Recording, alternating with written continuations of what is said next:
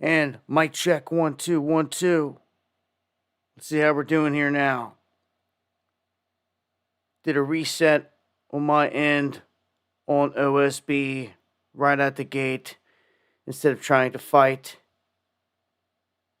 a bunch of lagging. Now, since I restarted it, it tells me excellent connection. So,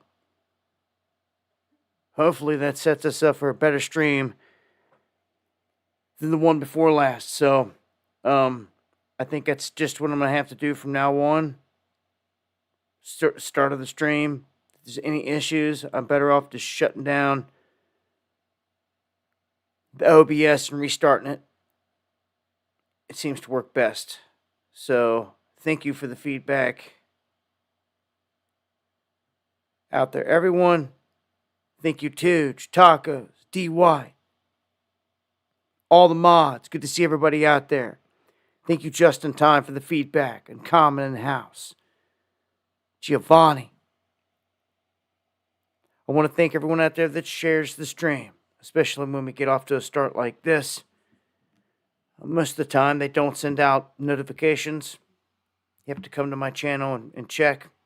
Going live Monday, Wednesday, and Friday, 9 p.m. Eastern. I will not be live next Wednesday, though. Much love, Meat Puppet. Thank you. Susie Q in the house. Much love, all the pure bloods. Welcome. Again, thank you for the feedback out there, everyone. I appreciate it to the fullest. So it looks like everything is going through good. I think we're live on X, Facebook, YouTube, a couple other platforms, D Live. And I'm not sure about Rumble. I didn't punch in a new stream key, so probably not. Plenty to cover here tonight.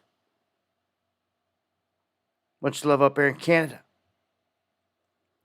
All right, looks like everything's good. And I tell you, the stream a couple streams ago, when I ended it, the chat was like 5 minutes behind. And that sucks. So hopefully tonight, everything goes smoother. Starting off with a beautiful shot there. Tried to see where that was. It would not tell me. But man, I seen it. It was like we're going with that one. Much love, Angie, E. Fitz, everybody out there. Going to start off here with a report out of the Nantucket beaches being closed down because the blades off of the wind turbines have shattered all over the beach. So Nantucket residents are now watching the pristine beaches transform into what they're saying are waste dumps, littered and filled with floating debris, sharp shrapnel, fiberglass shards. So they've had to close down the beaches now. They're saying that one of the offshore wind turbines experienced a catastrophic failure. So it was offshore. And I don't know if they exploded, what happened, but parts of it are all over the beach, very dangerous. They say there's 1,400 other turbines built like junk in the area. They could do the same thing. You can see them here just snapping off, falling apart. I've talked about this, and there's a shot on the beach. These are bits and pieces of the stuff that's washing up. Look,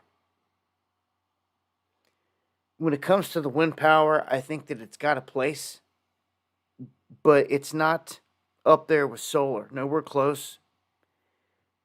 It's stuff like this, like right here is one example, but then harming the animals in the ocean and the birds and chopping them up and all this other stuff that you see that comes along with them. And some of the places where they put them, they're not that effective, I don't think, and they end up getting destroyed and all this. Like, I've seen them in the mountains in certain places, in select places, where the wind comes up over ridges and dives down over the other side. They're strategically placed. They seem to work well there, but in those situations, the people have to maintain them. These are high maintenance machines. They just are. They have to be oiled and greased up and all that stuff, and maintenance and checked on quite often. If not, they end up blowing apart, having all kinds of issues, man. But solar panels, on the other hand, a whole lot more friendly, environment friendly. Just put it that way. Not chopping birds' heads off, killing things in the ocean, so to speak.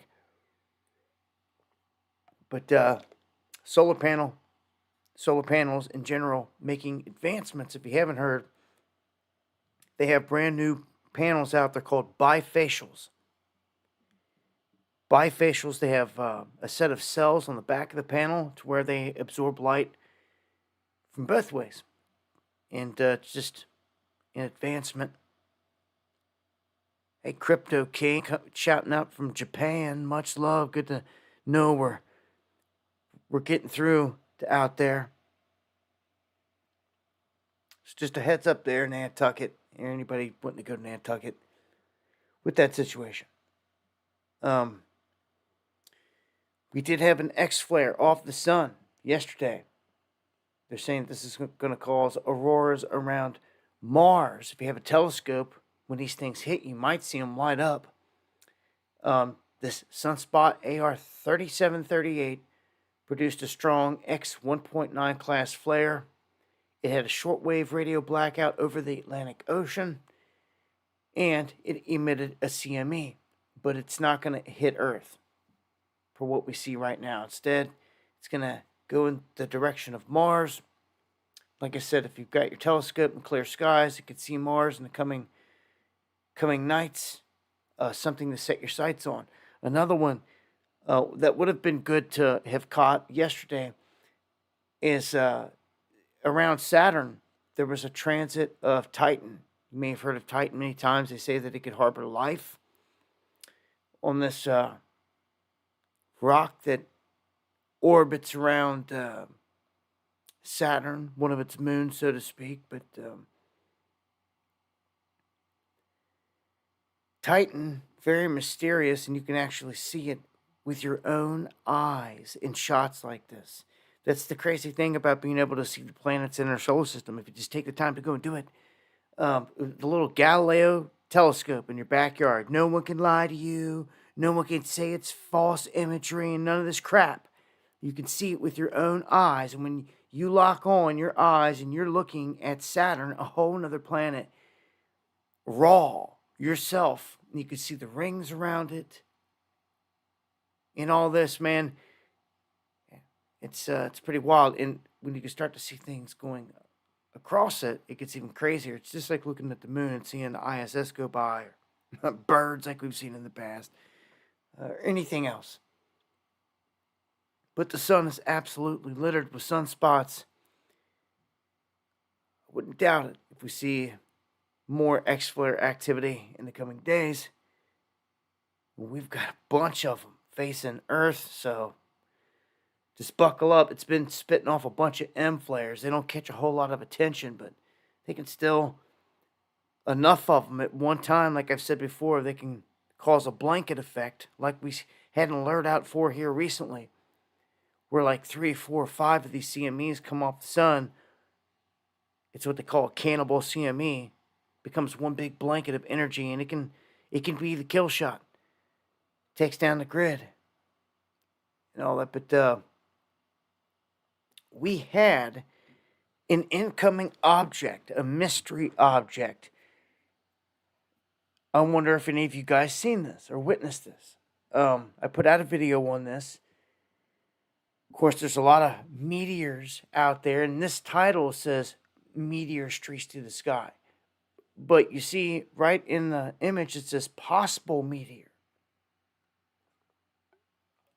Daytime. Now, it's the details on this thing that are wild, if you ask me. Pause that. It says, hold on one second here.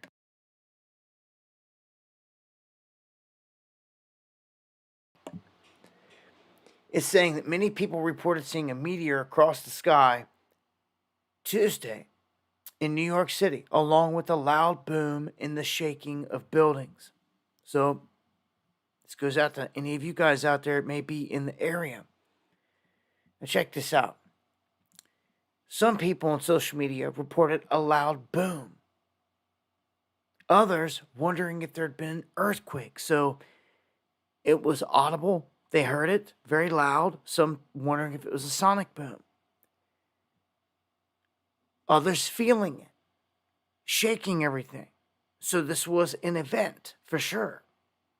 Then we have visuals in the sky. As I showed in the clips, some screenshots, and then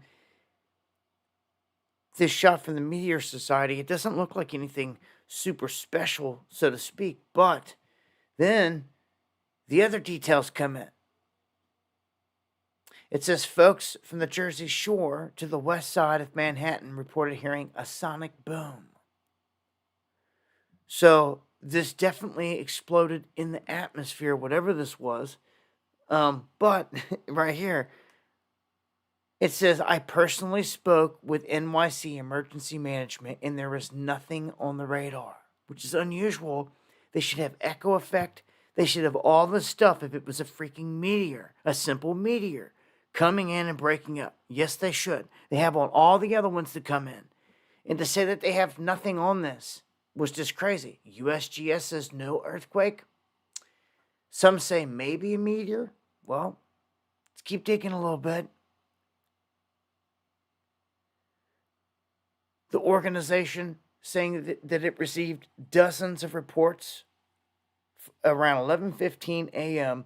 from the tri-state area, parts of Delaware, Pennsylvania, Rhode Island. I mean, people saw this, felt this, heard this, whatever, over a large distance. So here we go. Let's go ask never a straight answer. NASA in their Meteoroid Environmental Office. Their initial reports suggest that the fireball was seen over New York City. And listen to this. Then it traveled east at 38,000 miles per hour, which do you know how fast that is? Okay, so listen to the details of what they're saying here. This object, first seen over New York City, traveled east at 38,000 miles per hour, and it passed over the Statue of Liberty before heading west and going into New Jersey.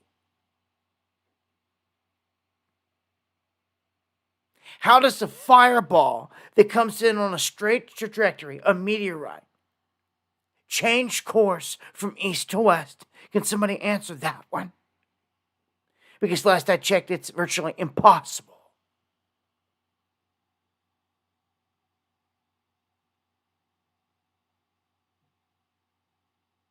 How?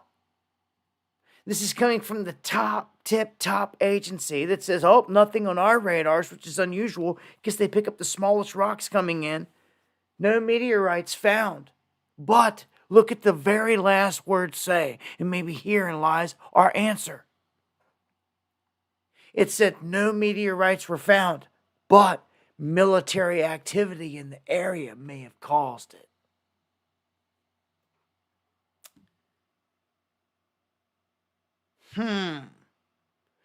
So they hint at military activity in the final line. What would they have been doing where something shot through the sky, caused a boom? What was it? It was weaponry? Was it aircraft? Was it something else coming in, space junk, meteorite, burning up? A lot of questions, but I just wanted to share it with you guys and let you know what we know so far. I just find it very funny there. And they point to the military in the area doing stuff. And who knows at this point? Something shot down from subspace? Was something shot down from subspace? You never know. Just popped into my mind. Possibility right there. Anyhow, if you guys know anything on that, felt that, seen that, anything, Let us know in the chat, at me, at Dabu77. Or send me an email, dabu7@yahoo.com. And eyes to the skies, as I always say. Shift it up. Let's go to California for the first time this year. The drought has returned. We thought that maybe they would get out of the woods here and things were turning around for the better. A lot of moisture, a lot of snowpack, all that came back and filled up Lake Mead, filled up all these other reservoirs out there that were dramatically low. I mean, let's not forget Lake Mead and all these other places were so low. They were finding body after body in barrels at the bottom of the waterway. It was just drying up so much. But it filled back up, thankfully. But now the drought status has returned. So it didn't last long. And the rest of the middle of the country is in drought status. All throughout the Midwest, there's warnings all the way to the East Coast. And we'll see if we get through the rest of the summer without stories hitting of the Mississippi and the Ohio having boats bottom out because the water level is so low. You know, I've noticed a trend of all the times that they call for rain in, like, just say for today, for instance, it was supposed to be the wet day, the rain day. Or the rain, it pushed back by the time we woke up and into the afternoon. By the time the afternoon came, it pushed back to like 7. But by the time 7 came, it's saying, oh, no, maybe around 11. And it's like the moisture, it's disappearing out of the air. Granted, it is summer, but it's just not getting to the ground in some of these instances. And I've noticed more and more days like that. Yeah, storms still come through. Yeah, rain still drops. But today was just one of those days, exactly like I'm telling you. We were expecting rain all day. Cloudy, all that, a little bit cooler. But didn't get it. So anyhow, I'll update with more as time passes. I do feel, however, that this whole thing with weather is weaponry, and the whole thing with climate is a huge, and we know it's an agenda. But I think that there's something else going on here. When we start to look at what all these countries are doing, positioning themselves for something coming. Of course, here in the United States, we're all keeping our eyes on what's happening with the dollar, the markets, the economy, the banks, all this stuff, very fluid. But when you take a step back and you look at the bigger picture, what are countries and businesses and rich people all doing the same? What are they doing? They're snatching up land. And not just any land. Not just any land. They're not going down and buying up all the beachfront property. They're not. But they are buying up land. And they're buying up land that is strategic. Like farmland. And lots of it. Or even in the mountain regions. What are they doing there? What are they doing in Texas in the flats? And what are they doing in the Appalachia? What are they doing? They're buying up land that has natural resources. Natural gas, oil, coal. And I've seen it with my own eyes. I'll be going through some of these sites that I check, and I go through it, and I'll be looking at properties and land all over the place. And to my surprise, in the past couple of years, there's been one name in particular that I've seen pop up all over the place. It's BlackRock. They're buying property in every state because they can. They're free to do so. They can go in and buy it, and they have been in every single state. Little chunks here and there. But wherever they're buying, you can guarantee it is connected to natural resources. And if you fail to notice, here on the global scene, China is running out of room. They have basically hollowed out China. That's what they call it. They've hollowed their country out. They're supposed to be the leaders of this and that, but in terms of mining these resources, they're saying that no, they're tapped out. They can continue on a small scale, but to move into the future, they have to do something. They have to find something else. They have to come up with something else. Well, they have. If you missed it, China is taking over Africa. It's kind of scary. All of it is and can be. They've been in there for some time now. They're in there militarily with their troops and their espionage and their spies all over the place. And they're there running game. And see, what China's done is they've gone to many of the different places. Cody Nelson says super loud. I yelled up to ask my wife if she fell. It was super loud. Okay, all right. Thank you for that feedback. So you heard it. Okay, so we got some feedback there on the thing. It was super loud. The explosion. Okay, thank you for that. But China moved into Africa and went to all their major ports, most of them, a lot of them, and they struck up deals. Maverick, thank you for the coffee. And I'll touch back on that here in just a second. Africa is home to where all the gold is in the original story of the Anunnaki. I'm telling you, China, the dragon, they know this. And they know it's loaded. And they know that Africa has got its own little different states or whatever, little countries within it.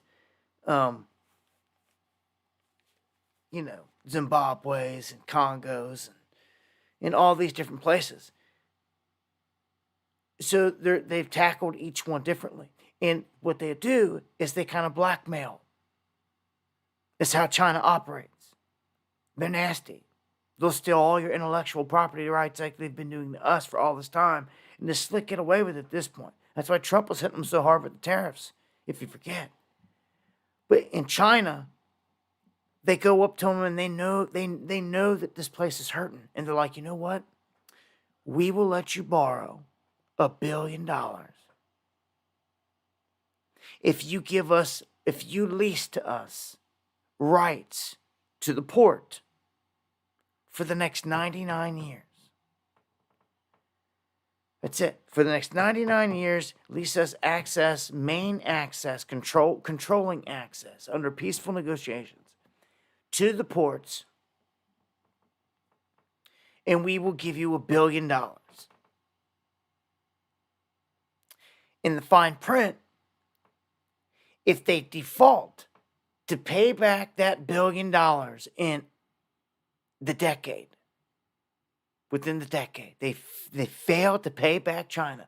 Guess what China gets possession of full scale?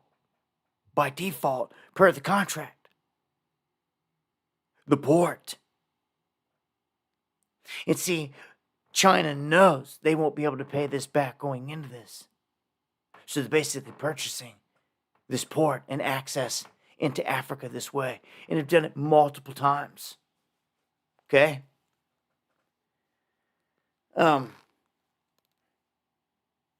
What are they doing in there? They're snatching up all this land that has natural resources.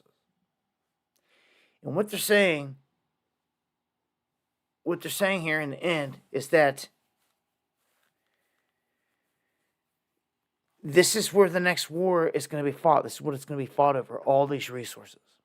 This is what everyone's stacking up on. It's no longer dollars or anything like that. They're dumping dollars. So they're stacking gold in mass, like we've seen.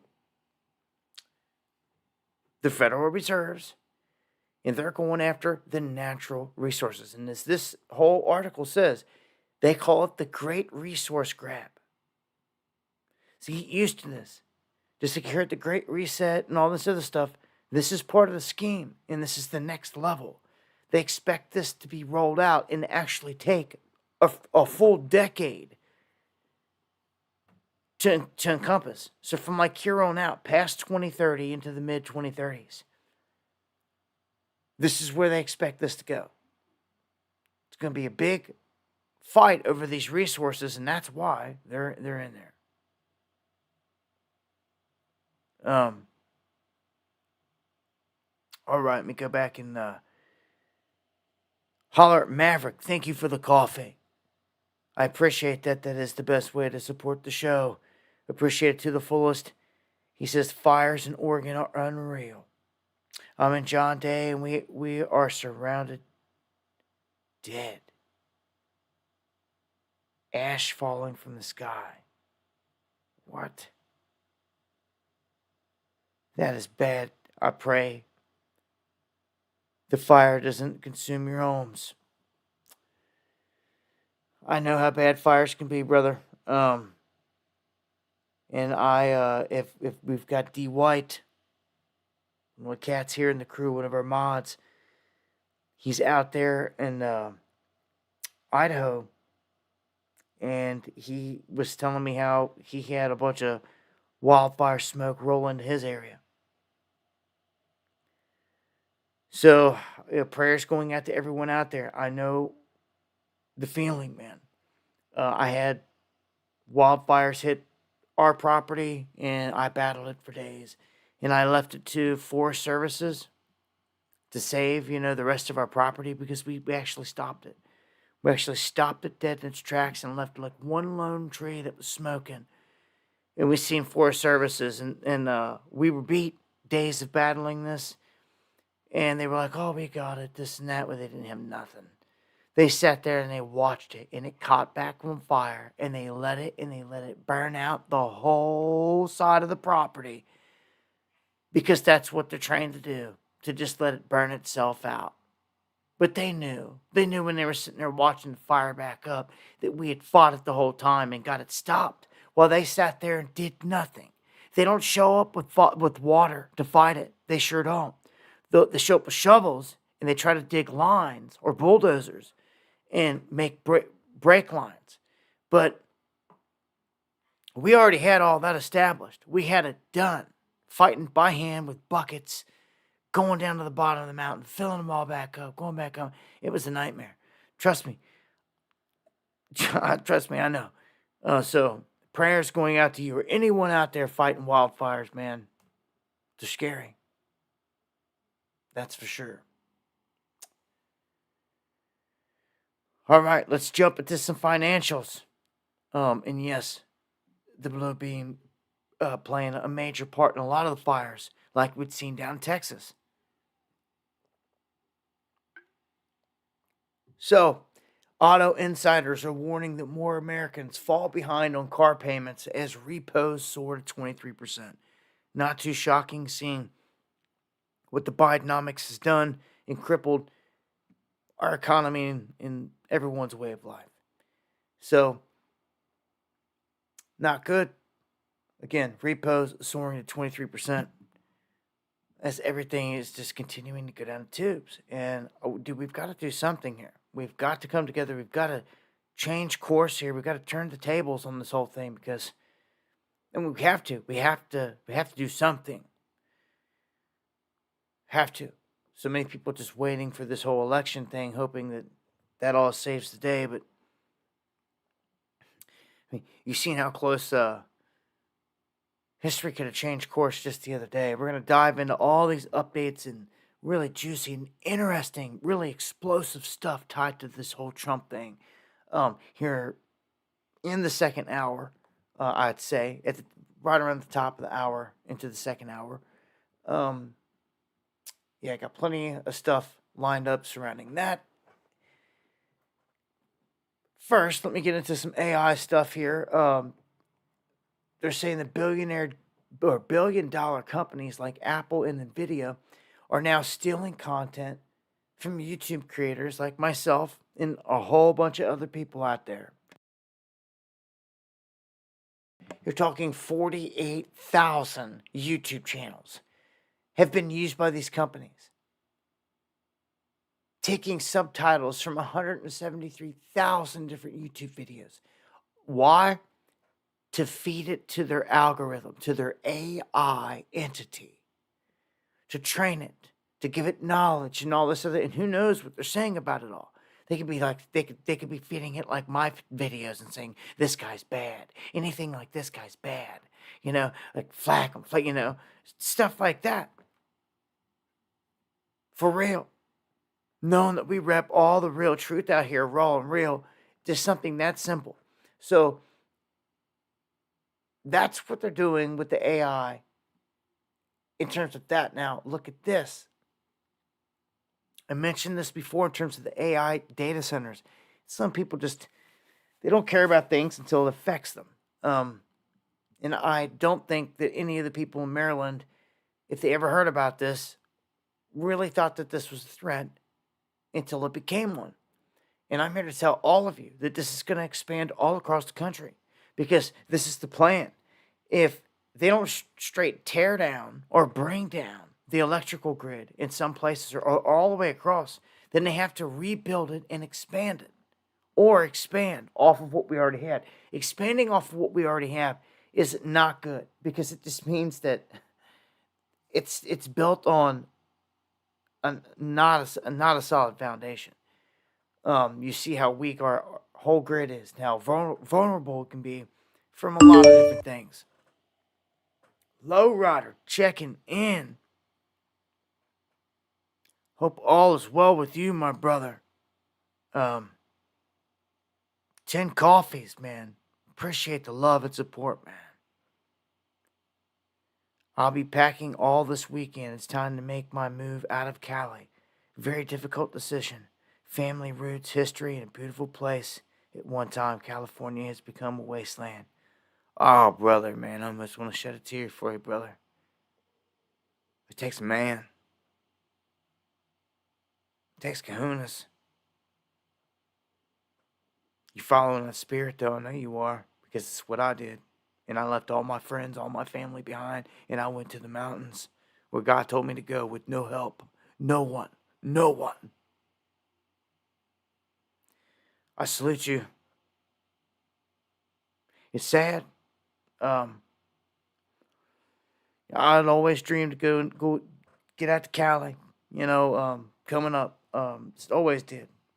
Cousin moved out there and always heard all the great things. And just beautiful California. Come on, man. But the politics has made it a wasteland, like you said, my brother, and it's unfortunate. And I'm just glad that you see the reality. Salutes. I commend you. I know you got history there. You know what I'm saying? I feel your pain, but I feel you're making the right decision. I hope you're getting to a better place. Let's just put it that way. And I've got some updates. I'm about to tell you. By the end of the stream, I've got another one for you, Lowrider, and anyone else in California. It's toward the end of the stream. When I swing back around talking about Elon in California, I'll bring that back up. But hitting on this eminent domain thing here real quick, I wanted to bring it up again because I want to show you some of the land that they're ripping through.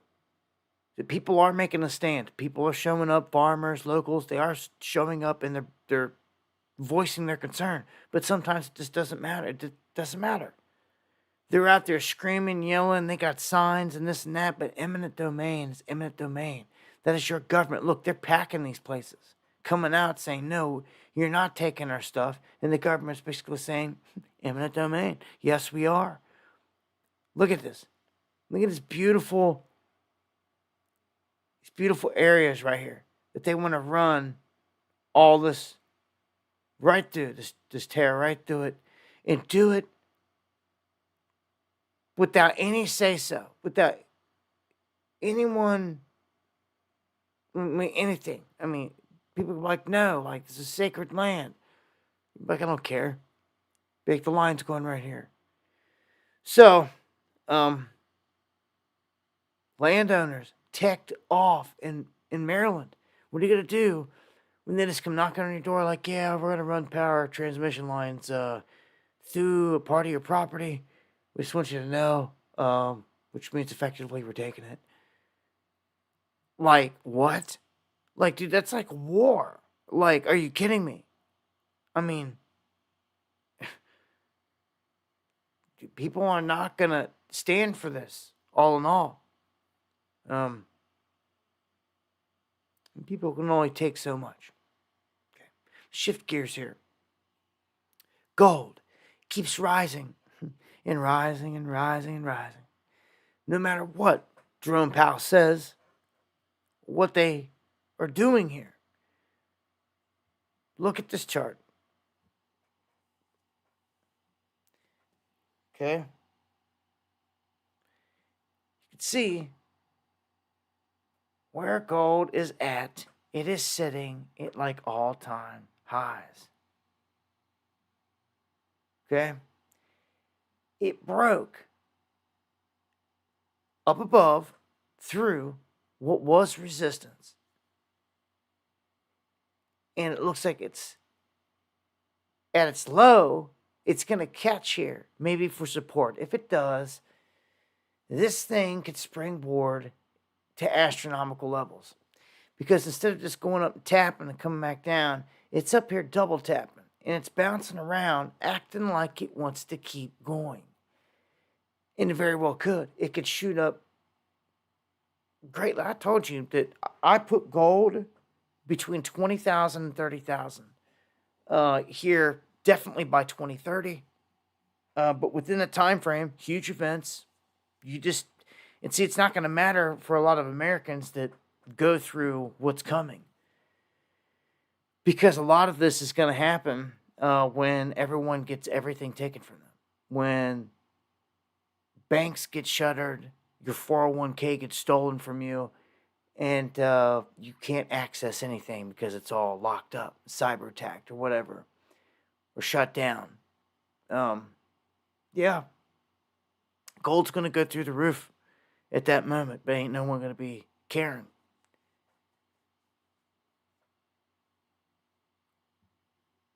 So you can see here, gold soars to record highs. And what it's saying about gold right now is gold sometimes runs with certain things.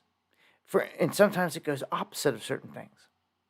For instance, if the dollar dumps, gold is pretty sure to surge. Anytime you got the dollar surging, sometimes in the past you'd see the dollar pull back. All that's changed now. It's saying that gold is breaking correlation with everything. It's just continuing to run. Man, this could be it, though. This could be it. All the markets are at a top cap. They could definitely all dump. Gold will not. Gold could pull back, but gold will never fall back to any of the levels it was ever at. It just never, ever, ever, ever, ever will. It won't. And it can't in terms of inflation and the dollar and all that, because that continues to build. And it's definitely not going to lose to the dollar. It's going to continue to gain on the dollar. What's left of the dollar? Like, it's 0.01% purchasing power. It's been used and abused, the dollar has. They've done it in.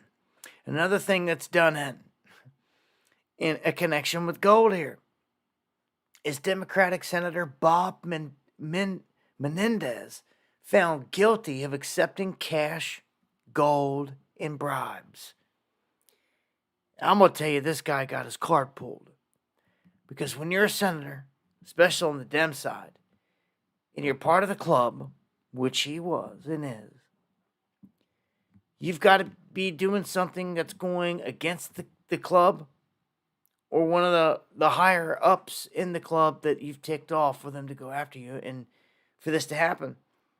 Because all of them do dirty things. Just to get in the club, you got to do dirt. They film it and they hold it against you. I mean, come on. Goes all the way back to the skull and bones thing. They make them get into a casket and make the sick oath naked and all this crazy stuff. They make you do these things so they got blackmail on you the whole time. That's how it works. Okay? Well, it's the same thing with the whole Epstein thing and all the videos and all of it, man. Blackmail, blackmail, blackmail. And somebody could easily set him up if he was an easy target, if he was easy bait to take. They were like, oh, let's try to get him here. And he took it. And then they got him. If he's not doing what they say, supporting bills that they want, passing things that they want, this and that, who knows? Who knows on the back end what he's done? They could have heard him talking on the phone about something. He got his card pulled. And he's found guilty. All 16 counts. So, a good example, though, of a shady businessman or a corrupt politician. But sadly, all the rest that are in there are not getting hit. They just threw him under the bus. Now, getting into the politics. Start to dive into all this stuff with Trump, this election, where this whole thing's heading. The shooting, all of it. So, Elon Musk pledges $45 million, I thought it was his total, but monthly, to a pro-Trump super PAC to counter the Dems in swing states. Now, I told you when he dropped this, when he said, I fully endorse Trump, right after this, I mean, he came out like immediately, right as soon as everything went into motion. You know, how convenient that the mainstream, Fox and all them, decided to cover the rally where Trump was shot when they weren't covering no rallies this whole time. If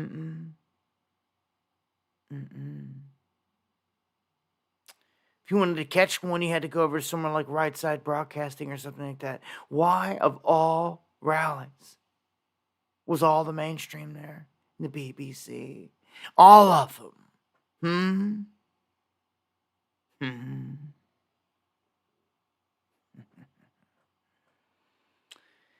Think y'all know things ain't adding up, ain't been adding up, and never will add up to this. You know where that leads. There's a lot of things we're going to dive into all these questions here. But on the political election side here, CNN admitting that Trump is on course for a landslide win. So, I mean, the stage is set. And I'm just going to play a little clip here. Okay, when CNN is admitting this stuff, just let him explain this real quick. I'm going to play this, listen to him explain this, then I'll chime back in. Joe Biden won, and he won big. That was that, 306 to 232. But this is our current CNN projection of where we are now. And look at this. If Donald Trump won what we have here, dark red states, solid Republican. Light red states, leaning Republican. If he won just those right there, he would already have the path to 270. He would have 272 electoral votes. Look what is different. We have Wisconsin as a toss-up. We have Pennsylvania as a toss-up, two critical states for Joe Biden. Michigan right now, another critical state for Biden, leaning Republican. Georgia, a state Biden flipped, leaning Republican. Arizona, a toss-up state. That was a state Biden flipped. Nevada, a state he won, leaning Republican. This is the dire strait for Joe Biden right now on the first night of the Republican convention. Tomorrow is 16 weeks to Election Day. 16 weeks from tomorrow, we count the votes. It is tough to change a map like this in that amount of time. And here's why Democrats are so worried, why so many Democrats are saying, Mr. President, please reconsider and get out of this race. Because right now, Trump is leading here. And Trump is leading here, narrowly, but he's ahead in those states. Trump is leading here.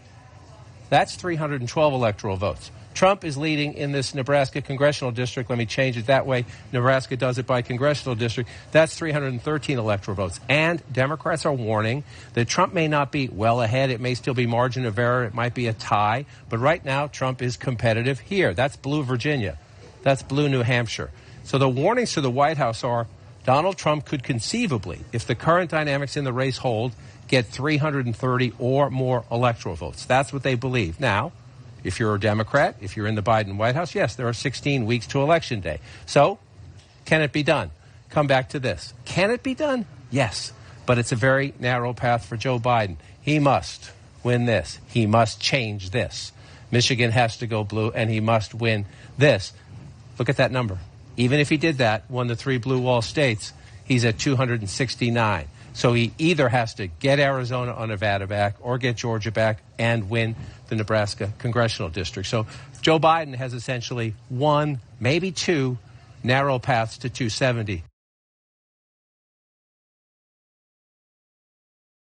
That paints a clear picture right there on where we sit right now. This is CNN admitting to you that it's very hard to change a map like that in 16 weeks. So, I think everybody knows at this point Trump is, regardless of what's made it this way, at this point he's kind of sitting pretty. They're painting the picture where everyone wants Biden gone. Even those that don't like Trump, that's on the other side of the Dems, they want a new candidate. But a map like that, it wasn't shaping up like that. But I will say, let's just wait till election night when all this stuff's going down, because last time, I mean, the mainstreams are masters of deception here. They were saying that when it was Trump and Hillary, that Hillary was winning all the way up that night. I mean, you would have thought, if you went to bed, and some people did, thinking Hillary won, just to wake up and see the facts that Trump had pulled it off. And the mainstream had to eat crow. And they were hating it. The young turds and all the left-leaning cribs out there that, but they were loving it when they handed everybody Joe Biden over Trump. They were all popping bottles and, celebrating, as well as putting razor wire around the White House. And what does that tell you? To me, that spoke and speaks volumes of guilt, treason, paranoia. You think the American people are about to come for you? That's bad. How? How is that if a record amount of people voted for you? I think we all know. But even CNN saying, John King pointing out that, man, you're not going to change it at this point. And it doesn't look like anybody they pull out of the hat is going to do the job either. Doesn't matter who it is at this point. So I want to go over some of the key pillars of Trumponomics, because this is what it's being dubbed. And just hit on the key points here, okay? If he wins, he says he will enforce huge bilateral sanctions, even though he claims he doesn't love them. He keeps circling back to William McKinley, who he says raised enough revenue through tariffs during his presidency to avoid instituting a federal income tax, yet never got the appropriate credit. Second, he's going to allow Jerome Powell to serve out his term as chair of the Federal Reserve, which runs through May of 2026, which some say is insane right at the gate. Some people are saying, are you kidding me? Especially these economic guys that I follow and everything else. They're saying that this is a sure sign right here that Trump should have often gone, done with this guy. Jerome Powell, an establishment guy all the way through and through, if he really wanted to change things, he would have definitely removed Powell. But Trump basically says if he likes what he's doing, he'll keep him in there. But if he screws up, he'll take him out. But in the meantime, he's going to let him finish out his term, which again raises eyebrows. Because Jerome Powell could raise the interest rates on Trump and bring this whole freaking thing down on him.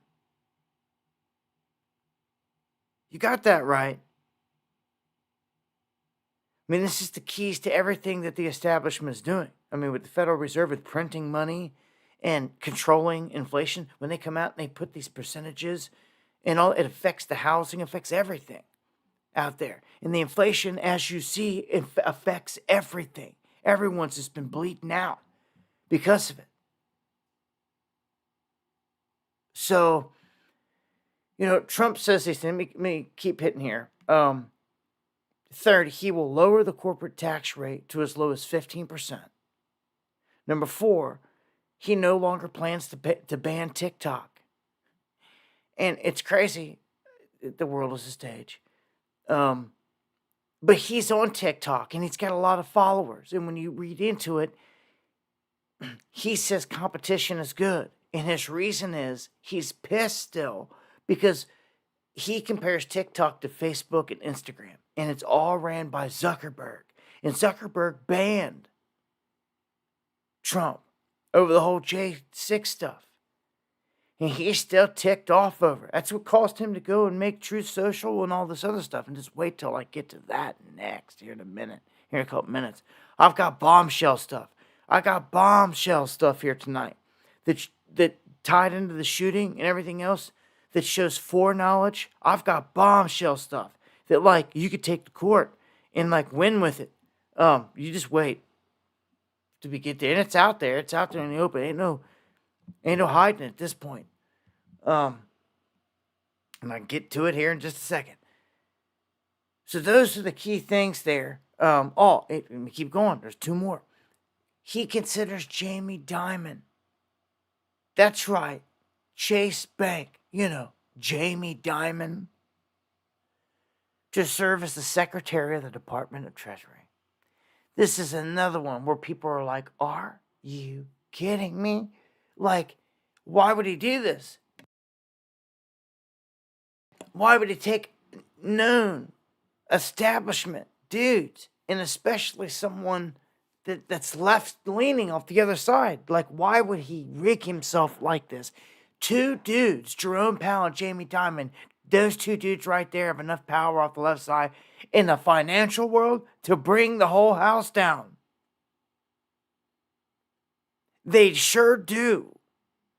So I'm showing you right here that the deck is stacked. You understand me?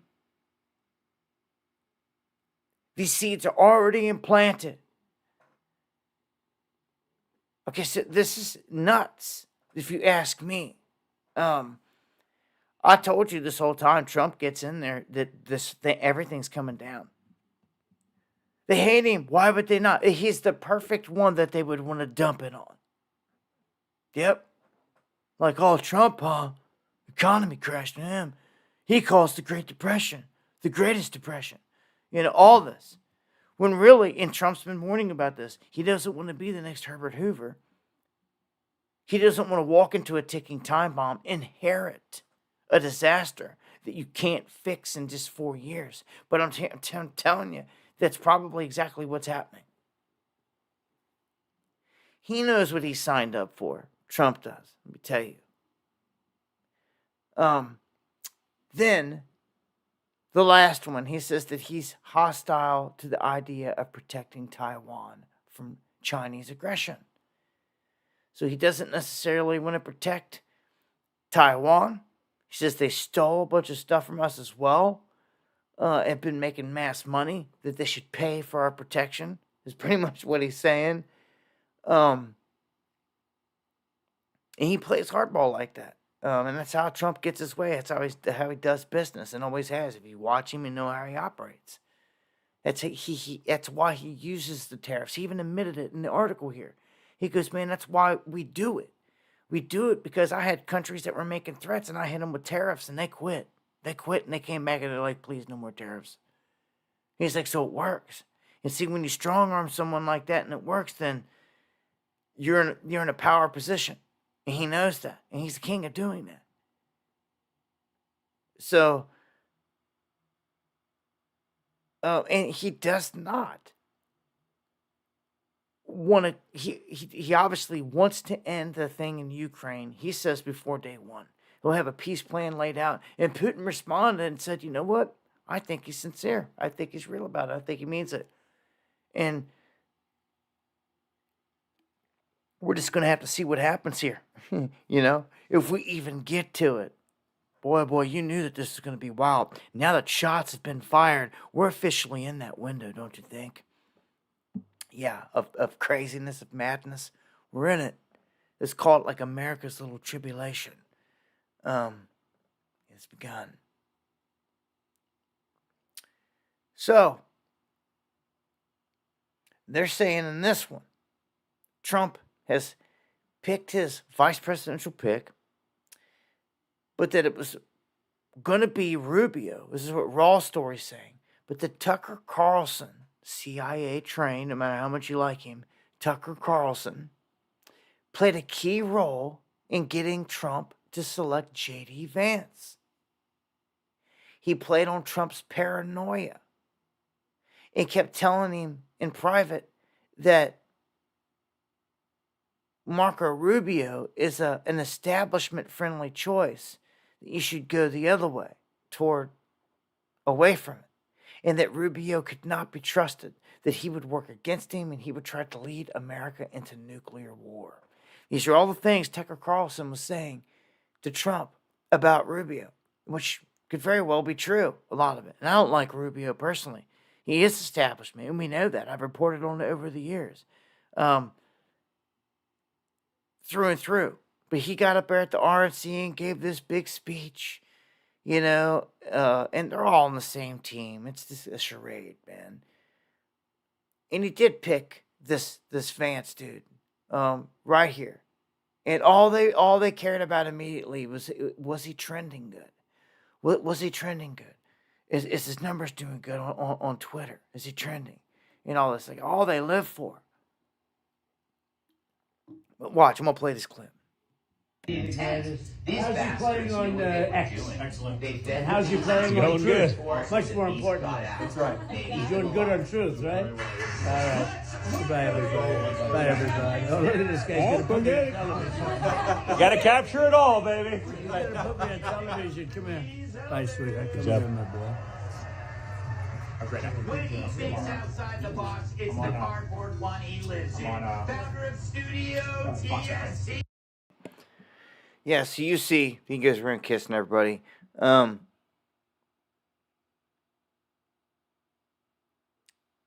This is their new man. And if you haven't seen, look, what does this say? J.D. Vance becomes the face of the new right.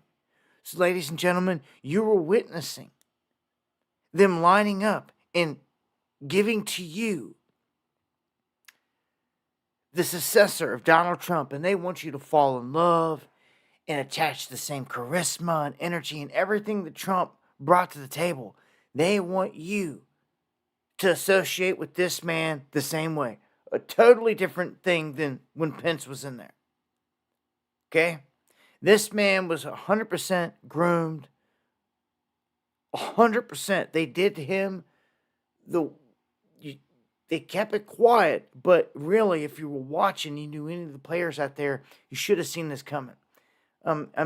With this dude working in Silicon Valley, all the ties there, writing books. Everybody wants to mention this dude's book, Hillbilly Elegy. Haven't you read his book? Hell no, I haven't read his book. And you can sit there and push it like you are, not even realizing you are. But you are, because people just regurgitate crap, and I see it, and it makes me sick. I don't need to. I've seen this thing. Some of you just never have a chance of ever reaching total awakeness. staying stuck in believing in these politicians. Just jumping to the next one. Seeing the same thing over and over, over and over, over and over, because I've been doing it for so long. So I'll tell you that some things just ain't right. They just ain't right. And I said something, just calling out facts on J.D. Vance, right at the gate, love him, hate him, whatever. And somebody got butthurt already on Twitter and she was, I can't believe you don't know more about him. He's from your area. It surprised me. All this other crap. Like, what do you mean? He ain't from my area. I'm from Kentucky. He's just from Ohio. And what? And what? You butthurt because what? Because what? If you attached yourself to this dude, do you even know anything about this dude? Do you? Have you taken 5 minutes to actually do any research? You just like him because Trump threw him out there. Just threw him out there in front of you on the grand stage. Because that's what a bunch of lemmings have done and will do. They'll just accept it without doing any research. And it's sick and it's pathetic. So I have got a clip of this guy giving his thoughts on Trump just a few years back. And it's crazy because when I see stuff like this, I'm like, hold on, man. Is this...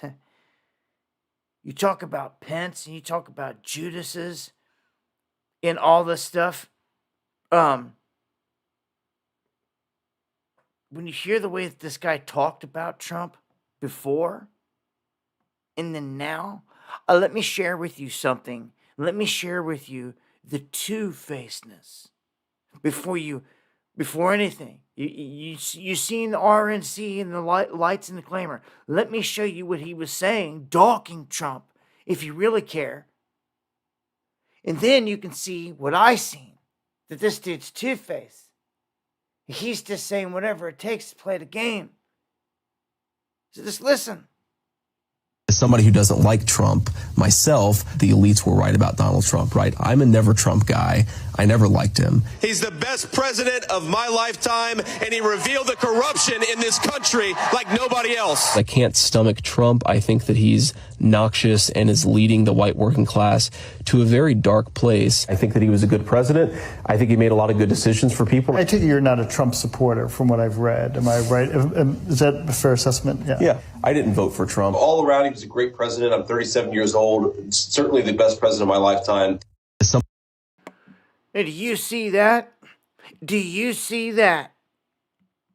These are the things that mean something to me. This is your everyday politician willing to say whatever he needs in front of whatever crowd to make the moves he needs. And as you can see, he's straight ripped and dogged Trump. I'm a never Trumper, all this. You got that? Do you Trumpers got that? Swallow that pill real quick before you jump on some train. I swear, a head buster for you. We don't play around here. You see, we know it's a left-right paradigm. It's something called the Hegelian dialect. You're just watching characters. Hopefully you graduate to that level of knowledge out there. Some of you that's slipping. Attaching yourself to these goons like they're saviors. And they're not. Ain't no one coming to save the day. I told you, this whole thing's rigged. And notice I hit on all those key points earlier. For Trump, the one thing that was not bullet pointed that should have been, it should have been bullet pointed. Not just thrown in on the bottom in a paragraph of something else. And that's the invasion. That's the invasion. And the only reason it was brought up is because he was trying to say the immigrants coming in are taking black jobs. He was trying to talk about jobs and trying to win the black vote. That's all he was doing there. Okay, which in this instance, everyone's jumping on board the Trump train because of how bad everything's going with Bidenomics. But do you think that may be on purpose?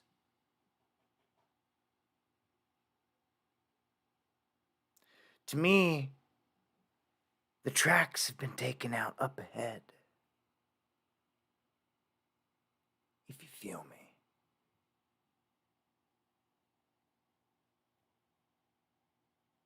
watch it. This is woe. Woe to all of you. There you have it. The face of the new right, and get used to it. This is who they will pump. Through and through from here. Understand? It doesn't mean it's another Pence. I truly believe that this one will try to play as buddy up the Trump as it gets now. I just showed you. I just showed you how Two-Face is. But I believe from here, he will really try to maintain that and carry that. Because that's all they got. What else they got to do? Look where we're at. We're at a transition period. Trump ain't got no more time in the tank. He's only got 4 years possible. And they have got to pass the torch to someone else. And what better way to do it than warm everybody up with the vice that could even become the next pres or whatever, or run as the next. It's going to be someone. And I feel like this is it. I mean, we all just witnessed it. The coming out party for J.D. Vance. No one ever heard of the dude before. Now everybody thinks they know who he is. But do they really? Underground World News, we're going to give it to you raw like I did tonight. I'm at least going to show you both sides of the coin. You understand? So before this dude goes letting you down and breaking your heart later. And pulling a Pence. Pulling a Judas. Or something. But I really don't. Pence was never meant to be that. Pence was meant to be built up to be that handoff guy. This guy is. I don't see who else would be. And if someone else is, where are they at? And why would they miss this opportunity to hype them and everything else? Like, this is the handoff party, I'm telling you. And it says it right here. He is the face of the new right. I mean, come on. They're not hiding it. The new right. That's what they're calling it. New right. Like, what is going on, man? Like, yeah. Okay. So, now that we got that out of the way,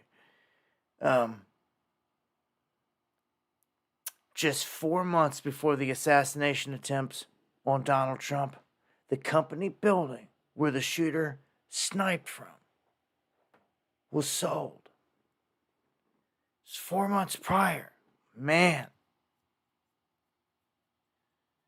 It reminds me of history in the past of certain things being sold not long before big events. So I wanted to point this out. Also, makes me think of Larry Silverstein collecting on towers twice and everything else. Anyhow, we're going to dive into this and look at some huge things.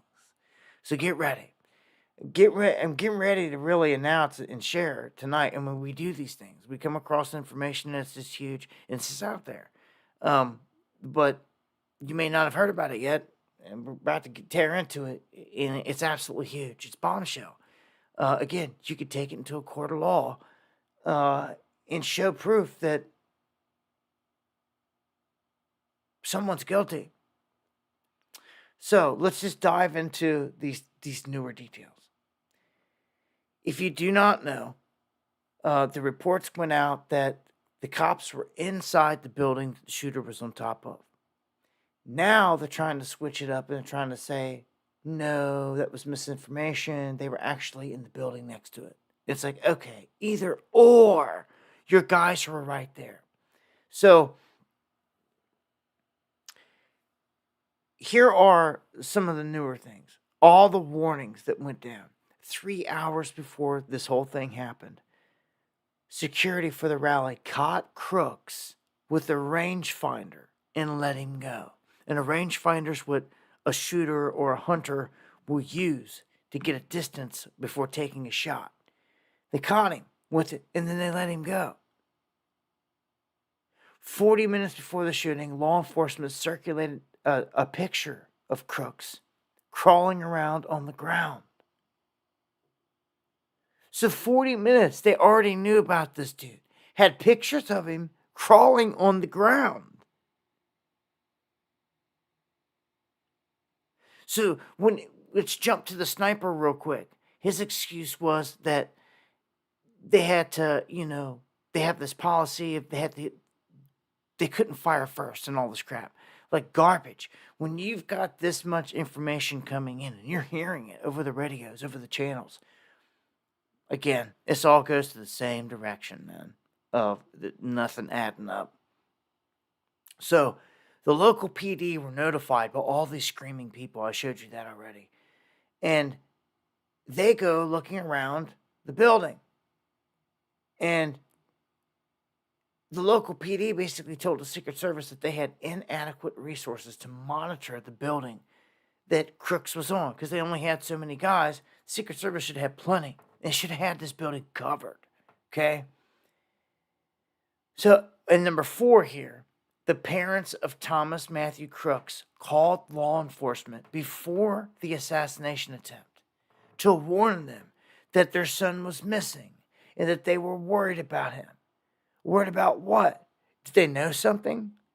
Did they know that he was going to head out and do something? What would you have been worried about? We'll play this clip here real quick. We have just learned that the Trump rally shooter, Thomas Crooks' parents were looking for him in the hours leading up to the shooting. We're now told they eventually called law enforcement to report that Crooks was missing, and they were worried.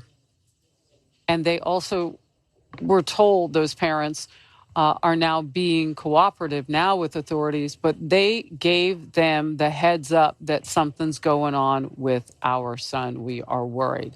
We don't know the texture or the details of their concerns. So in other words, well, were they worried that he had a gun? Were they worried? What were they worried about? Were they worried that he was going to try to attempt to kill a sitting president and then go ahead and turn into an assassin and kill another person and injure 2 others? It was an attempted assassination on Trump, but he managed to murder anyway.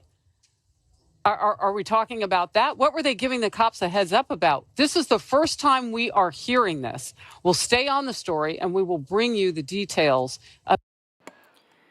So you hear it right there. And thank you, Mock. Mad love, my brother. This is my B-Day gift to you. Thank you for those coffees. It's the best way to support the show, and it's appreciated, my brother. Daily Mock News. Much love, my brother.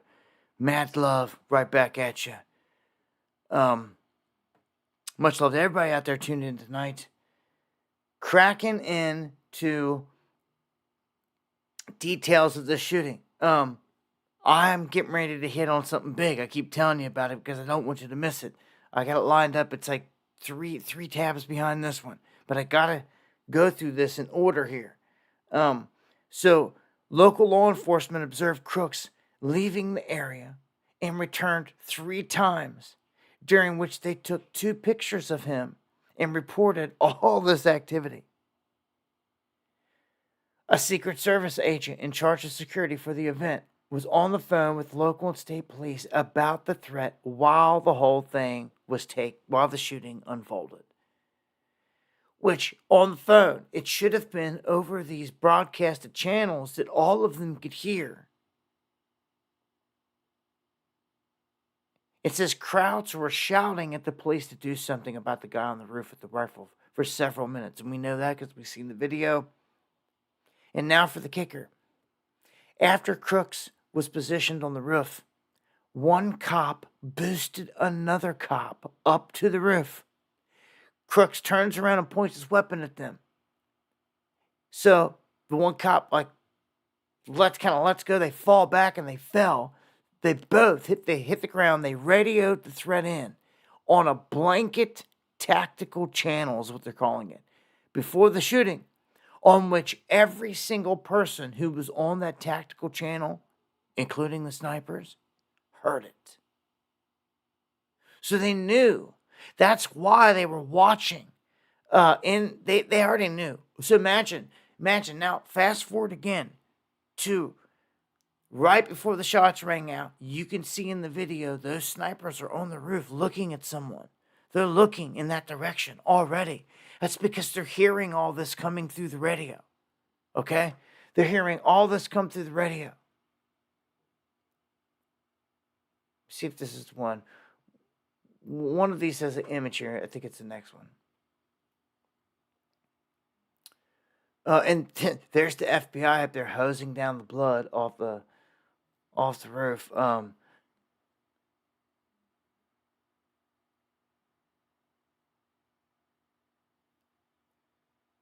Here it is, right here. I got these images. These guys, these snipers, they knew when Trump was sitting there talking, they were watched. They had the dude already in scope. They never shifted in another direction or anything like that once the shots were fired. They just put their eye back in the scope and then fired and killed him. This guy did. It was this guy. He gave an interview saying that he reported everything in and was waiting for the call to do something. They were basically they were ordered not to do anything unless fired upon, not to kill anyone or fire on anyone. And this lady, Cheadle, that runs the whole division of Secret Service, they were calling for her to step down. She was saying no, but she was saying no, they didn't put anyone on that roof, the roof the shooter was on, because it was sloped. Well, by golly, what are these snipers sitting on? A very sloped roof. Matter of fact, the roof is more sloped than the flatter slope that the sniper was on. So it's a pathetic excuse. Absolutely pathetic. She just lied in this interview to the people who are playing. Should that roof have been secure, period? That building in particular has a sloped roof at its highest point. And so, there's a safety factor that would be considered there, that we wouldn't want to put somebody up on a sloped roof. And so, the decision was made to secure the building from inside. Secure the building from the inside. What is the sniper going to do for it? Just from the inside. Okay, so that was the response there. And I'm going to point at this image. See, you can see something here because there was some misinformation floating around out there.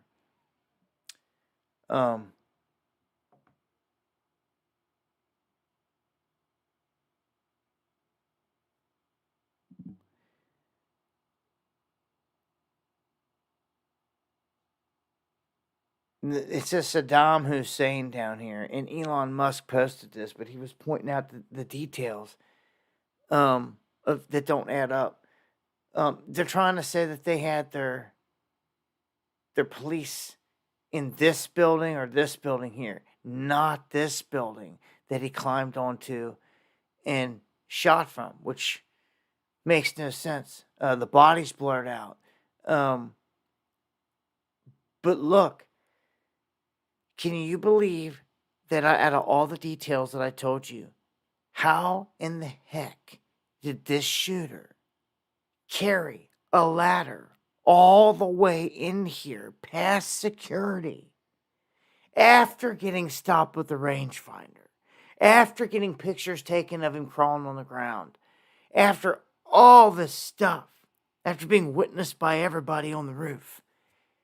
Well, how did he get in there first off with the ladder to get to the roof? He brought his own ladder.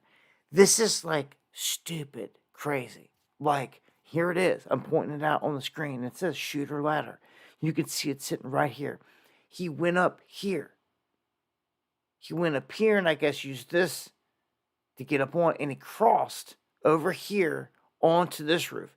Now, there's a larger silver ladder right here. It's the SWAT ladder. Some people were reporting that as being the shooter's ladder. Earlier, that apparently is not the case. As you can see from this, that shooter's ladder here, climbed up, crossed, got down, whatever. I don't know.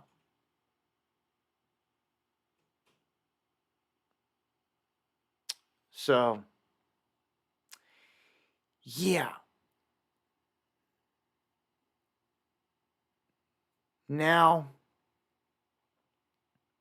they want to say the U.S. had received intel of an Iranian plot to assassinate Trump. Can you believe this?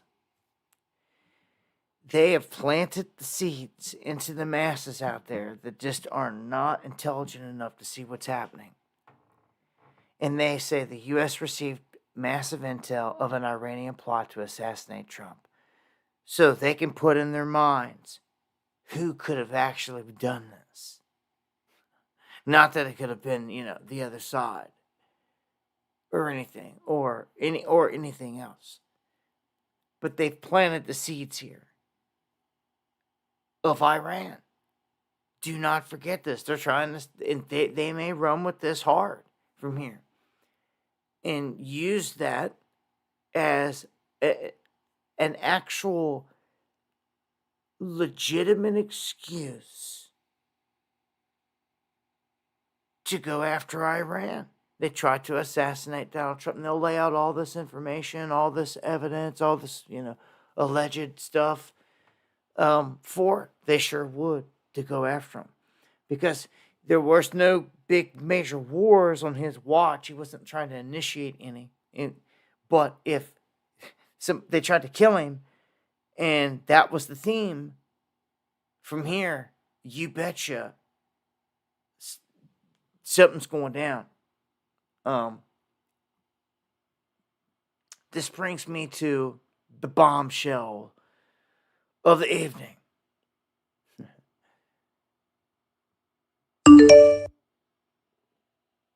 Lord, thank you for the 7 coffees.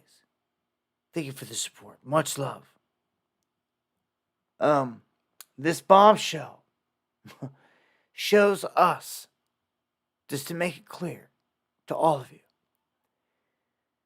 that this Austin Private Wealth put in a short for a massive amount of shares in money to short Trump's Truth Social, his Trump Media and Technology Group Corp, the day before the assassination attempt. Someone knew what was going to happen. Someone knew.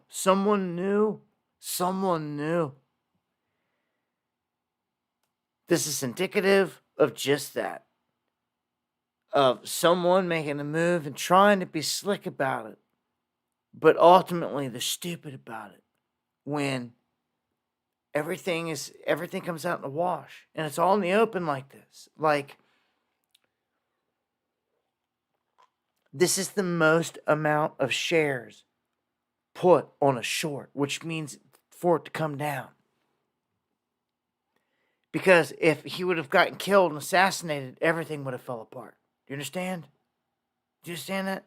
Everything would have fell apart. All kinds of chaos.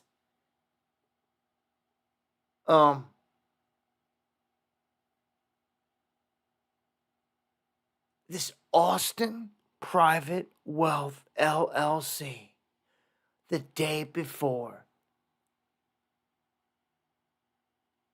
puts in this massive short.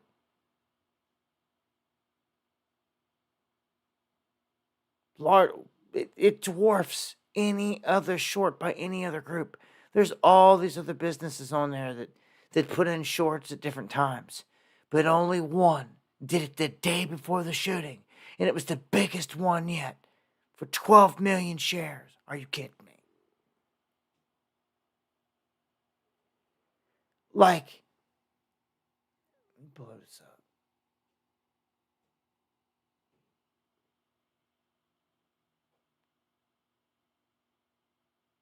Dude, this is... Look, you take this into court and you say, okay, I want to know who, judge, we should know who every person is behind the name of this Austin Private Wealth LLC. Every single person that should be able to easily be divulged. And they should summon these people in for a hearing, a deposition, so to speak, or a court hearing or something, to be asked under oath, I'd say under a freaking lie detector test and cameras, why they put in this the day before who made the decision to do this for such a massive amount. I would just simply explain, you have to understand, it looks totally suspicious. Take a step back. Look at everything I just showed you. Here, you can show all this in a court of law. And this shows that somebody had insider knowledge to make a lot of money. And Jamie says they're all on the same team. This is planned for sure. They're setting up something big. Get prepared. Be self-sufficient. Yes. And thank you for that. Much love. Being self-sufficient is key to the survival from here on out. Growing your own stuff, catching your own water and cleaning it, getting off grid, disconnecting from the rat race, from the trap. If there's anything that you can do to free any of yourselves, it's to break free of the trap. Tesla came with the free energy and all that stuff, and then they wanted to steal from me, and they wanted to meter it, and they wanted to make money off of all of us, just to get energy and all this. You work to pay the bills. Everybody knows it. You want to break away from that. I've done and am doing and would continue to do everything in my power to do just that.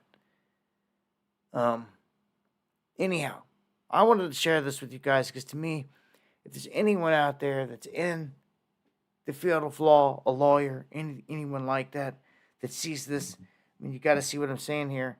If I was a lawyer, I would be going after this. I'd be going after these people to find out who they are. And then when you find out who they are, that changes everything. Imagine whose names could be behind that and who they're connected to. It's going to open up a whole web of people. And when it does, you know that whole web of people, watch, it's going to be connected to the same goons. People going to lose it when they find out Nancy. I looked down and seen somebody say Nancy. Did you mean to say Nancy? Because I said Nancy as I looked down and said that. And that's a synchronicity move. So, Big B. But yeah, you'd be crapping you see Nancy Pelosi had shorted this. They just got done passing new legislation that senators and politicians and all that cannot be doing all this crap with the stocks and all that. So it's so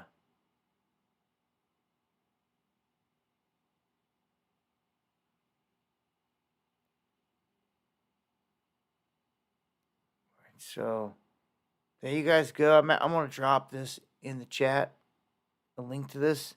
So you guys got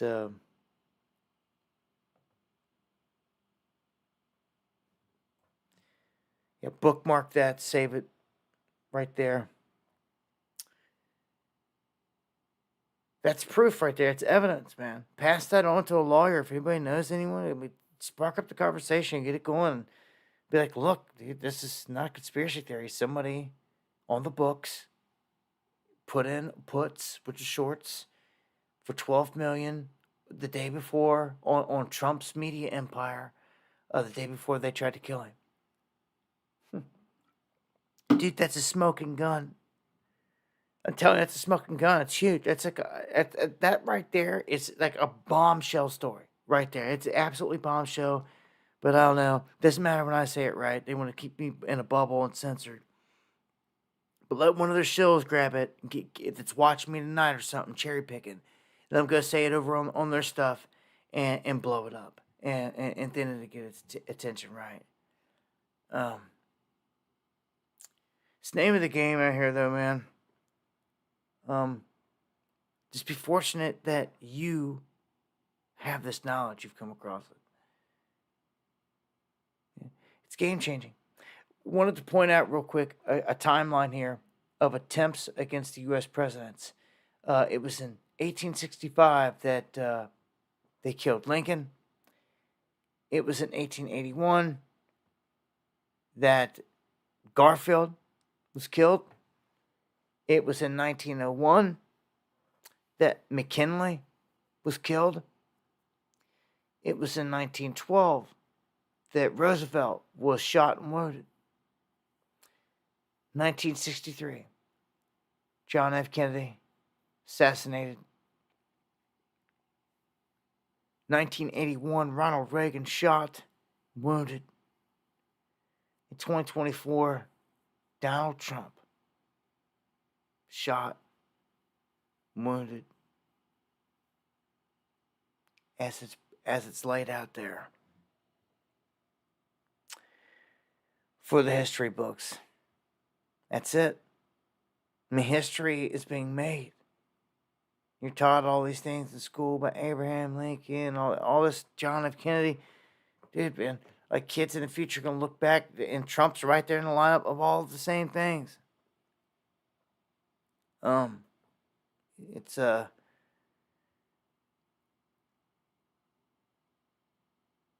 IQ. Thank you. I appreciate it to the fullest.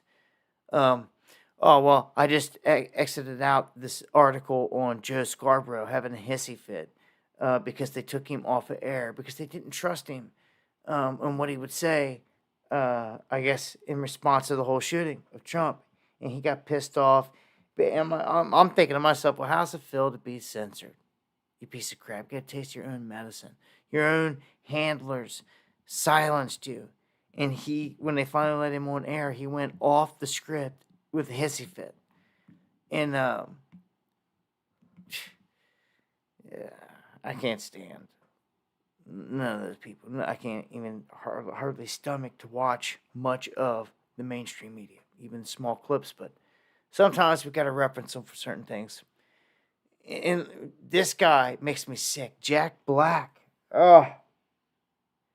Talk about one that panders to the elite and the left.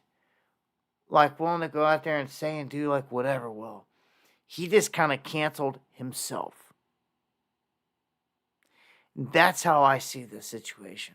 Tables are turning. They came out with a vengeance with their whole cancel culture thing in the beginning and all everything that they were pushing. But the tide has definitely turned. And guys like this can't go out and just make statements like he did. If you missed it, Jack Black and some of his bandmates were popping off these jokes about the Trump thing, saying, don't miss Trump next time to the crowd. Talk about insensitive and things like that. And basically, that's like hate speech, as they would say. Now he's been forced to cancel his Australian tour because the one bandmate wished Trump dead. They call for the deportation of Jack Black. So he canceled the rest of his Australian tour because of this. The whole tour shut down because of the comments. And there should be backlash over stupid stuff, though. I can't stand him. He's just a sellout. A lot of guys, a lot of actors, musicians, rappers, whatever, from rockers, all the same, from all the years past coming up, they've sold out. He's no different. I'll never forget, all the people that basically showed their true colors during lockdowns and everything else, especially all artists that were just willing to be used by the establishment to push all of it. All right, let's check this out. Tonight, Biden tests positive for COVID. And this comes after he says that he would consider dropping out if he gets diagnosed with a medical condition. So he was supposed to give the speech, and they cancel it. This lady comes out and says, "Thank you all so much for your patience and understanding. Regrettably, I was just on the phone with President Biden, and he shared his deep disappointment at not being able to join us this afternoon. The president has been at many events, as we all know, and he just tested positive for COVID. So, of course, we understand that he needs to take the precautions that have been recommended, and he did not obviously want to put anybody at risk. He didn't want to put anybody at risk, right? So, what's the shot showing? Doing? Boarding a plane, heading to his beach house with no mask, you know, all the stuff that they would tell you to do, everyone else to do, mask up, all this stuff. No, not him. We're looking at live pictures here of President Biden at the Las Vegas airport. He is, of course, still surrounded by his security detail, but he is en route to self-isolate, according to a new statement from the president's doctor and White House Press Secretary Jean-Pierre. As he walks like a robot, he's about to fall over. Like he can barely do it. Like it's pathetic. Man, he's in such bad shape. And just yesterday, just the day before, Biden was touching and sniffing people and all this stuff. And now he's tested. So they're saying in this, he's a super spreader. Like, he went to all these people. You know, technically, you know, and the predicted data shows that Biden's election odds are just crashing out once more. Yeah, well, this comes, like I said, right after he just did this announcement saying that if he gets diagnosed with anything, he would, you know, get out of the race. So you see Gruesome and Kamala here. He could step in. They could both be on the this could be it right here. If there was a replacement ticket, highest odds, right here. Those two. Because the Dems got $90 million they can't spend or touch unless she's involved. She at least has to be a vice. The same thing she's been this whole time, doing nothing. You know, or the president. Run for the presidency. So these are their two top.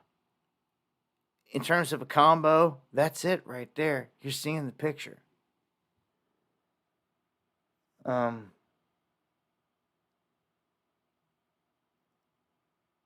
But stuff has to happen here first. Check this out. All the Dems are like flipping on him. When Adam Schiff and all these guys turn on Biden, it's like over, man. When these deep state goons turn on an individual, especially publicly, it's over. Whether Biden's want to step down, he wants to do this or that, whatever. They don't want him in there. A record amount of people from his own party want him out of there. But what's crazy is most Republicans want him to stay in the race. It's crazy. 73% of Republicans want to keep Joe Biden in the race. because they know that at this point he doesn't stand a chance. So this is why everyone's like, switch him out, switch him out. So check this out. Guess what they're trying to do? Somebody said Kushner incoming, right, Jay? That'd be nuts, right? Well, that would be on the other side. And they just blew. They just did that. They just did their whole savior thing with J.D. Vance. If it was going to be Kushner, it would have been Kushner right there. That he would have filled that slot right there. But he, in terms of the top slots, president, vice president, they can fill in cabinet spots and all that stuff. But look at this. Anti-Biden Dems are rushing to block a virtual nomination scheme. So the Biden administration, the Biden family, they're trying to do a virtual roll call where delegates would vote online between July 29th and August 5th before the DNC. Okay? And they're saying that the voting could start as early as July 22nd. This is what they're trying to do. And they're trying to lock in that that Biden is their man. And it seems that it says Democratic insiders told the Times that upwards of 80% of delegates would back Biden in a virtual vote. It's like you've even got the Republicans wanting Biden to be the one on the ticket. Seeing it as it is, that he doesn't stand a chance. But let me take you back in time to the last election. Everyone and their mama thought for sure this man didn't stand a chance and that Trump was going to win it, and they gave you Joe Biden. And said a record amount of people voted for him. And they told you to accept that.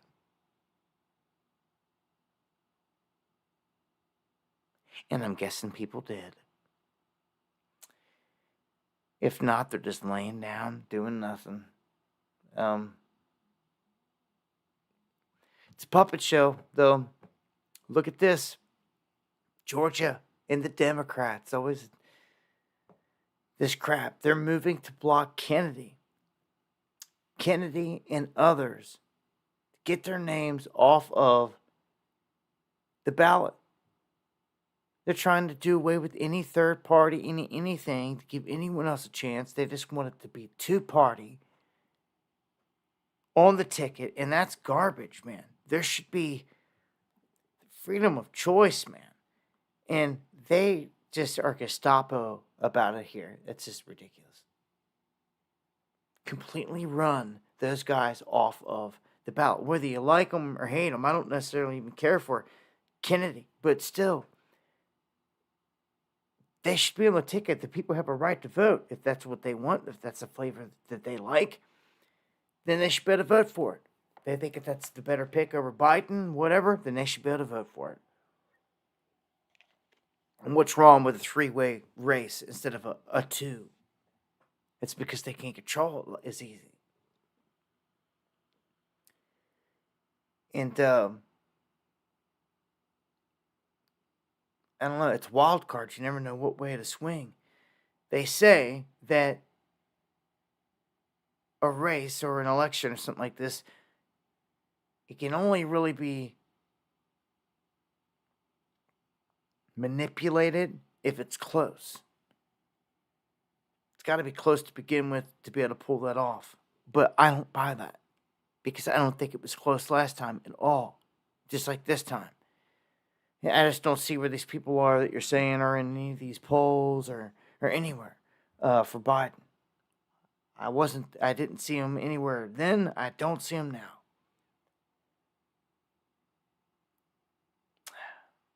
And remember what I said about TikTok earlier. It is ran by ByteDance. Now look at this real quick. The 10 most valuable unicorns out there. Companies in the market. ByteDance, TikTok, number 1. Followed by SpaceX. And SpaceX has jumped up there, followed by OpenAI. Or AI. OpenAI.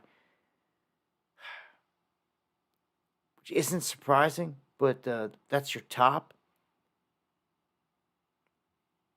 And I told you I'd come back around to Elon Musk in California in all this. You know that a lot of people shifted out of California into Texas or other areas.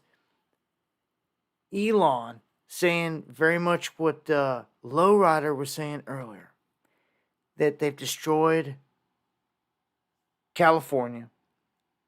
Politics has beautiful California. When you're running the world's richest man out of there, dude, there's a problem. Okay, they approve transgender measures that he just says that's my line in the sand. He's moving his company's headquarters to Texas after Newsom signed this new law into effect. So, guarantee you with it that he's moving two tech company headquarters to Texas. Yeah. So it's going to be X and SpaceX. Both. He's moving everything. He's packing up. He's moving everything. Gone. See it. Everything full scale. All the main headquarters. Everything. This is a big move. When you got the world's richest man fleeing, a lot of other people are going to start to flee behind it, and we've seen this before, man. But it's getting crazier. Now I got one for old Elon. I told you how on X and on most platforms I'm heavily censored. They put me in a bubble. All these things prove it. But this one right here just goes to show what is like really happening on X, and it's messed up for all the people out there that are like, think they're not doing nothing wrong and they're just trying to share, and you're not like being seen. Like nothing goes viral or anything. It's because like only the chosen ones can have that happen. If you get put behind a wall or your account gets a tag put on or anything like that, you're done. But look at this. This brand new study catches and proves that X is giving congressional Democrats a boost before this 2024 election, while the algorithm is censoring conservative accounts. This is insane. So boosting the Dems before the election on there, and they busted them doing this. It's by tracking them and logging all the data and what's going on. It's all, the world is a stage. And the censorship is never going to end. Let's go to Germany real quick. They just launched a massive crackdown on right-wing press freedom. That's right, right-wing. So what is that? What does that even mean? We've seen tonight the face of the new right. J.D. Vance, all this stuff. What is it? Well, it's the side that's supposed to be opposite of the establishment. Those that are really rebelling against the establishment. That's what they call all of us, basically. Whether you're really leaning right, you're into the politics or not, Trump or not, any of it. If you're not towing the line for what the establishment says, like a big bad boss man at work, then they're done with you. They don't want nothing to do with you. You're thrown in the other pile, on the other side, right winger, and that's it. You're either with the beast or you're not. And that's what this comes down to, if you ask me. It's a worldwide thing. You got the beast controlling all these governments all around the globe. Can't bow down to it, man. But, the censorship some of these measures you can't control. They're out of our hands, and they're doing it constantly, like they are right now to me in real time, and others out there all the time.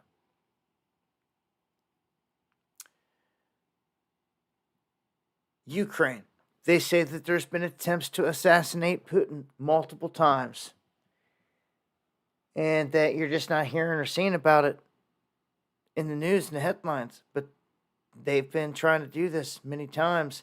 Apparently, they have not been successful. We know one time, the one event, but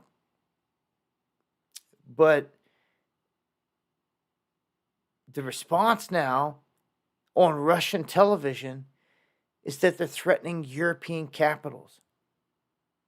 And they're threatening them with long-range missiles, these hypersonics, saying they're going to drop in nuclear-tipped tactical hypersonic missiles that, if they test them, they're going to be like, let's see if you can shoot it down.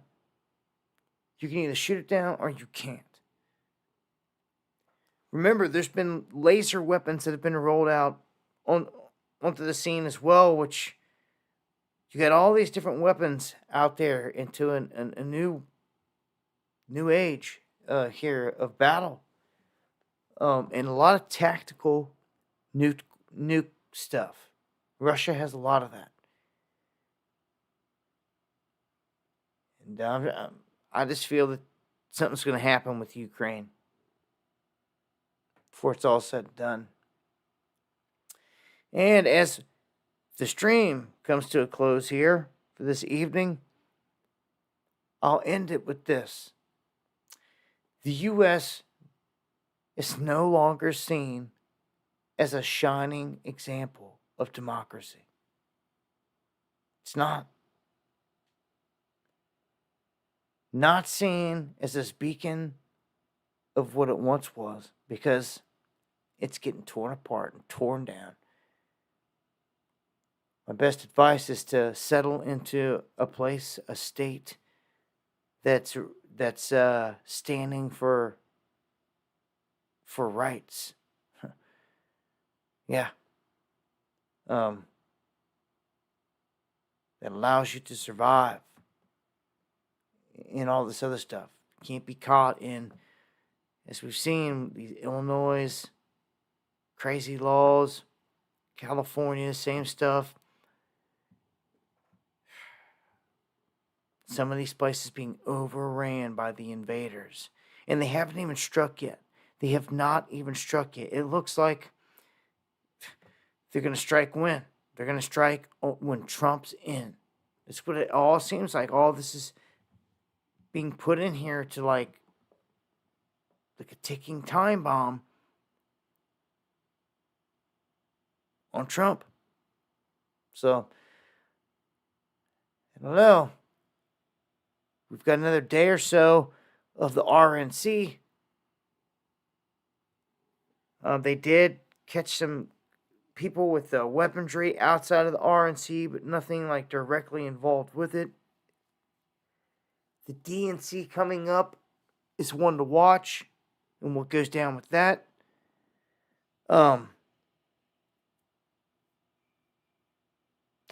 Definitely keep my eyes on that. I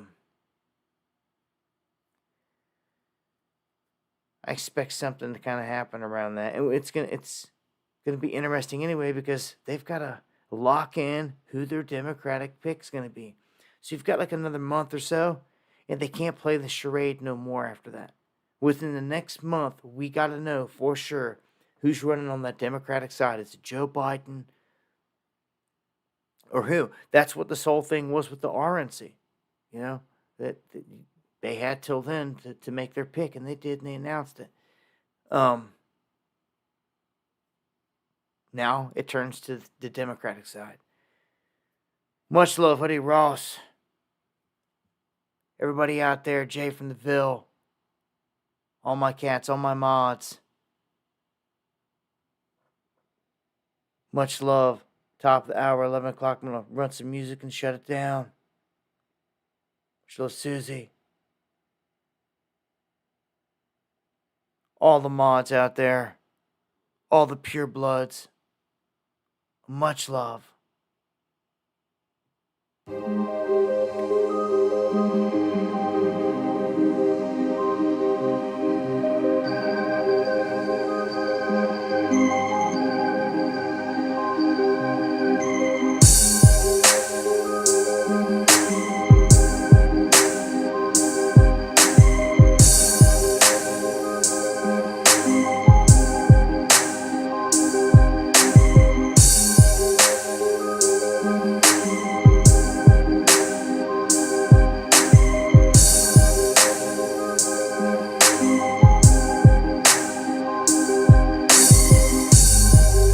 Much love, Tooch.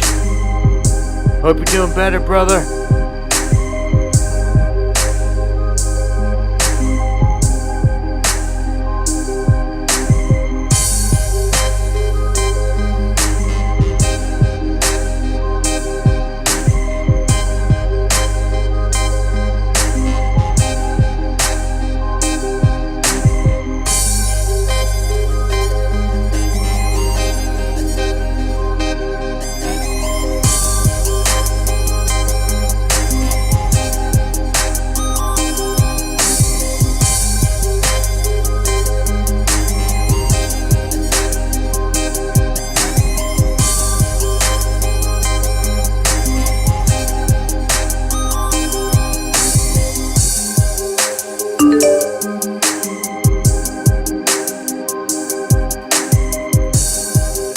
Thank you, Eon. Sliding it again. Much love. Susie Q.